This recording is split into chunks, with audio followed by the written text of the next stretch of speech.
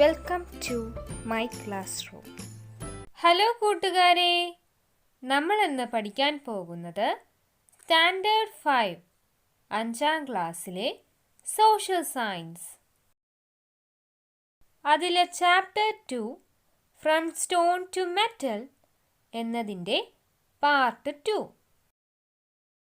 Bronze age. Later, copper tools began to be used along with stone tools. പിൽക്കാലത്ത് ശിലായുധങ്ങളോടൊപ്പം ചെമ്പ്, അതായത് താമ്രം കൊണ്ടുള്ള ഉപകരണങ്ങളും മനുഷ്യർ ഉപയോഗിച്ചു തുടങ്ങി. Compared to stones, copper was easier to sharpen and mold and was convenient to use.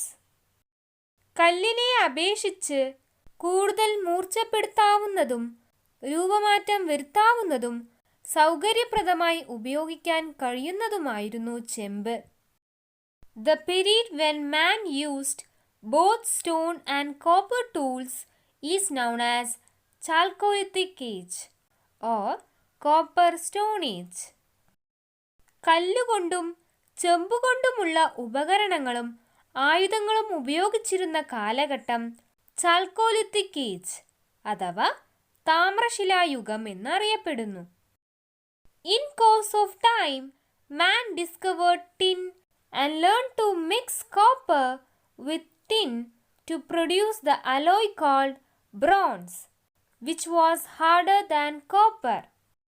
തുടർന്ന് tin ഈയം കണ്ടെത്തുകയും ടിൻ ഈയവും കോപ്പർ ചെമ്പും ഉരുക്കി ചേർത്ത് ബ്രോൺസ് വെങ്കലം അഥവാ ഓട് എന്ന അലോയ് ലോഹസങ്കരം നിർമ്മിക്കുകയും ചെയ്തു. ബ്രോൺസ് വെങ്കലം കോപ്പറിനേക്കാൾ ചെമ്പിനേക്കാൾ കടുപ്പമുള്ളതായിരുന്നു. The age in which bronze was widely used to make weapons and tools is called Bronze Age.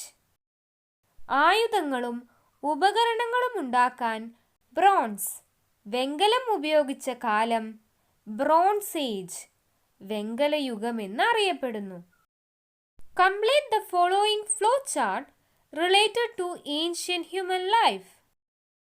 പ്രാചീന കാലത്തെ മനുഷ്യജീവിതവുമായി ബന്ധപ്പെട്ട് ചുവടെ തന്നിട്ടുള്ള ഫ്ലോചാർട്ട് പൂർത്തിയാക്കുക. Palaeolithic age, Neolithic age, chalcolithic age, bronze age. Let us find out the changes brought about in human life by the invention and use of bronze weapons and tools. വെങ്കലം കൊണ്ടുള്ള ആയുധങ്ങളുടെയും ഉപകരണങ്ങളുടെയും ഉപയോഗം മനുഷ്യജീവിതത്തിൽ എന്തെല്ലാം മാറ്റങ്ങളാണ് വരുത്തിയതെന്ന് നോക്കാം. During this period, agriculture improved and resulted in better harvest. ഈ കാലഘട്ടത്തിൽ കൃഷി മെച്ചപ്പെടുകയും കാർഷികോൽപാദനത്തിൽ വർധനമുണ്ടാവുകയും ചെയ്തു. The fertile soil of the river valleys and ample irrigation also helped in improving agriculture. നദീതടങ്ങളിലെ ഫലഭൂഷ്ടമായ മണ്ണും നദികളിൽ നിന്നുള്ള ജലവുമാണ് ഇത്തരത്തിലുള്ള കാർഷിക മികവിന് കാരണമായത്. What changes might have been brought about by the improvement in agriculture? കൃഷി മെച്ചപ്പെട്ടപ്പോൾ ഉണ്ടായ മാറ്റങ്ങൾ എന്തെല്ലാമായിരിക്കും? The storage of surplus food grains. അധികമായി ഉൽപ്പാദിപ്പിച്ച ഭക്ഷ്യവസ്തുക്കൾ സംഭരിക്കാൻ തുടങ്ങി. Development of public places for the exchange of agricultural products. കാർഷിക വിഭവങ്ങൾ കൈമാറ്റം ചെയ്യാനുള്ള പൊതുസ്ഥലങ്ങൾ രൂപം കൊണ്ടു. Increase in the production and use of new agricultural tools. പുതിയ കാർഷികോപകരണങ്ങളുടെ നിർമ്മാണവും ഉപയോഗവും വർദ്ധിച്ചു. What other occupational fields might have developed along with agriculture? Find them from the pictures given below. കൃഷിയോടൊപ്പം വികാസം പ്രാപിച്ച മറ്റു തൊഴിൽ മേഖലകൾ ഏതെല്ലാമാണ്? ചിത്രങ്ങൾ നിരീക്ഷിച്ച് കണ്ടെത്തൂ. In addition to the ones you have found out, the following occupational field also developed during that period. നിങ്ങൾ കണ്ടെത്തിയവ കൂടാതെ താഴെ പറയുന്നവയും അക്കാലത്ത് വികാസം പ്രാപിച്ച തൊഴിൽ മേഖലകളാണ്. ബ്രിക്ക് മേക്കിംഗ്, ഇഷ്ടിക നിർമ്മാണം, വിയവിംഗ്, തുണിനെയ്ത്ത്. Those who were engaged in a particular occupation needed the goods produced by others. ഒരു തൊഴിൽ മേഖലയിൽ പ്രവർത്തിക്കുന്നവർക്ക് മറ്റു തൊഴിൽ മേഖലകളിലുള്ളവരുടെ സേവനങ്ങളും ഉൽപ്പാദിപ്പിക്കുന്ന വിഭവങ്ങളും ആവശ്യമായിരുന്നു. This necessitated the exchange of goods and it created a sense of mutual dependence among people. ഇത് ഉൽപ്പന്നങ്ങളുടെ കൈമാറ്റത്തിന് കാരണമായി. ഇത്തരം കൈമാറ്റങ്ങൾ സമൂഹത്തിൽ പരസ്പരാശ്രയത്വം വളർത്തി. Surplus products were exported to far off places. ഉൽപ്പാദിപ്പിക്കുന്ന വിഭവങ്ങൾ വിദൂര പ്രദേശങ്ങളിലേക്ക് കയറ്റി അയച്ചു. As a result, both inland and maritime trade flourished. കരമാർഗവും കടൽമാർഗവും കച്ചവട ബന്ധങ്ങൾ വളർന്നു. Consequently, means of transportation also developed. അതിന്റെ ഭാഗമായി ഗതാഗത സൗകര്യങ്ങൾ വികസിച്ചു. In course of time, systems of administration were formed to regulate these activities. ഈ പ്രവർത്തനങ്ങളെ നിയന്ത്രിക്കുന്നതിനായി ഭരണ സംവിധാനങ്ങൾ രൂപപ്പെട്ടു. The invention of the art of writing was another striking feature of the Bronze Age. ഇക്കാലത്ത് എഴുത്തുവിദ്യയും രൂപപ്പെട്ടിരുന്നു. With these features, ancient cities developed gradually in various river valleys. ഇത്തരം സവിശേഷതകളോടെ വിവിധ നദീതടങ്ങളിൽ പ്രാചീന നഗരങ്ങൾ വികസിച്ചു വന്നു. These cities are regarded as the centers of the Bronze Age civilizations. ഇവയാണ് വെങ്കലയുഗ സംസ്കാരങ്ങളുടെ കേന്ദ്രങ്ങൾ. The Mesopotamian Civilization. The Mesopotamian civilization flourished in the valleys between the Euphrates and the Tigris rivers. Euphrates, Tigris നദീതടങ്ങളിലാണ് മെസപ്പൊട്ടാമിയൻ സംസ്കാരം നിലനിന്നിരുന്നത്. The word Mesopotamia means the land between rivers.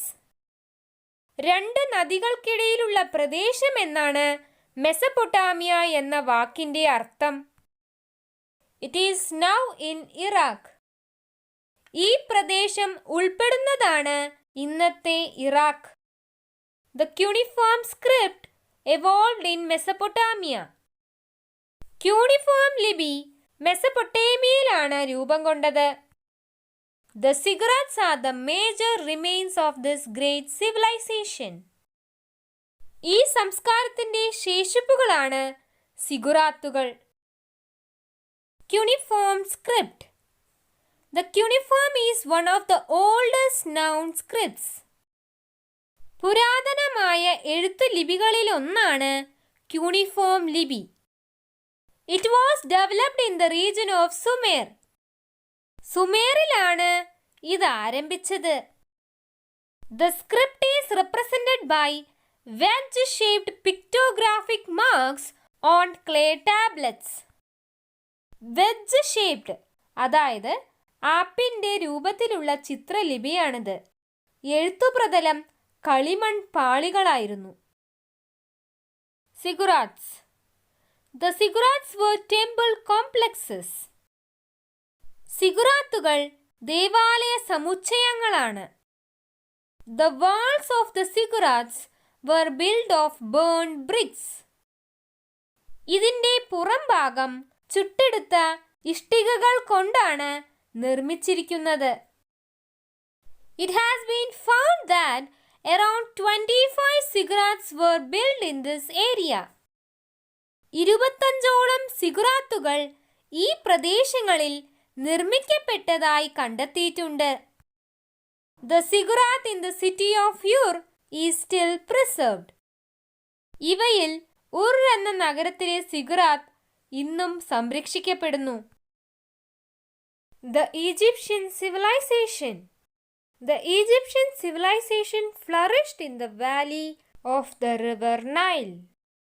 Nile നദീതടത്തിലാണ് Egyptian സംസ്കാരം വളർന്നു വന്നത്. Egypt is called the gift of the Nile. ഈജിപ്റ്റിനെ നൈലിന്റെ ദാനമെന്ന് വിശേഷിപ്പിക്കുന്നു. The hieroglyphic script was developed in Egypt. Hieroglyphics ലിപി ഈജിപ്തിലാണ് രൂപം കൊണ്ടത്. The world famous pyramid are the most remarkable remains of this civilization.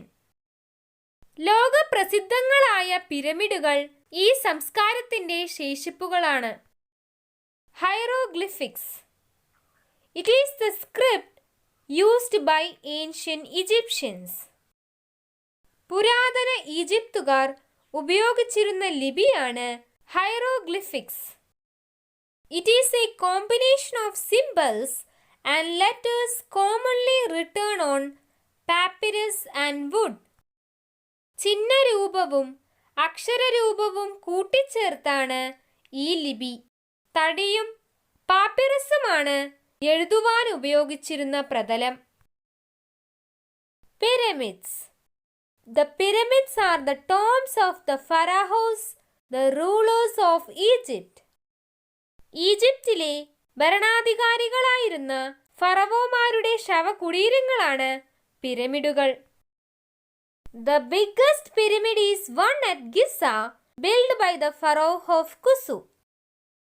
കുഫു രാജാവ് നിർമ്മിച്ച ഗിസയിലെ പിരമിഡാണ് ഇവയിൽ ഏറ്റവും വലുത്. The Chinese civilization. The Chinese civilization flourished in the Huanghe River Valley. ഹോങ്കോ നദീതടത്തിലാണ് ചൈനീസ് സംസ്കാരം നിലനിന്നിരുന്നത്. It is remarkable that the Chinese pictographic script formed in the Bronze Age exists even today with some changes. വെങ്കലയുഗത്തിൽ രൂപപ്പെട്ട Chinese ലിപിയാണ് മാറ്റങ്ങളോടെ ഇന്നും ചൈനയിൽ നിലനിൽക്കുന്നത്. The Chinese were expert in making bronze sculptures. വെങ്കല ശില്പങ്ങൾ നിർമ്മിക്കുന്നതിൽ ചൈനീസുകാർ വിദഗ്ധരായിരുന്നു. The Harappan civilization. The Harappan civilization flourished in the valley of the river Indus. Sindhu നദീതടത്തിലാണ് Harappan സംസ്കാരം വികാസം പ്രാപിച്ചത്. The major sites of this civilization are situated in the present India and Pakistan. ഈ പ്രദേശങ്ങൾ ഇന്നത്തെ ഇന്ത്യയിലും പാകിസ്ഥാനിലുമാണ്.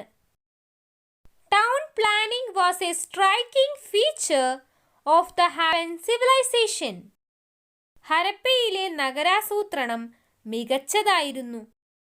The thoroughfares, drainage system, granaries, trade centers, multi-storied houses made of burnt bricks, etc.